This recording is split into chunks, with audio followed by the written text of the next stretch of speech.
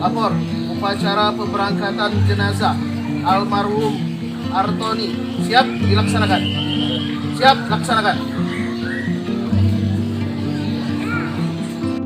Isak tangis keluarga mengiringi prosesi pemakaman korban Artoni Mesir yang merupakan kepala desa Kuala 12, Kecamatan Tulung Selapan, Kabupaten Ogan Komering Ilir, Sabtu, tanggal 30 Juli tahun 2022, siang. Tepat sekitar jam 14.15 waktu Indonesia bagian Barat, jenazah dihantarkan ke tempat peristirahatan terakhirnya di tempat pemakaman umum Desa Petaling, Kecamatan Tulung Selapan.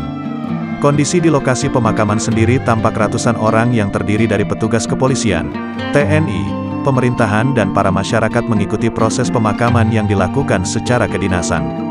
Menurut Yusuf, alasan korban dimakamkan secara dinas dikarenakan yang bersangkutan meninggal saat sedang menjalani tugasnya sebagai kepala desa Kuala 12.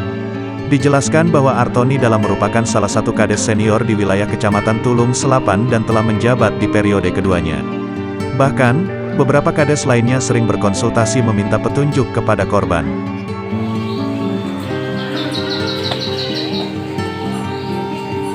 Lapor, upacara pemberangkatan jenazah almarhum Artoni siap dilaksanakan. Siap laksanakan.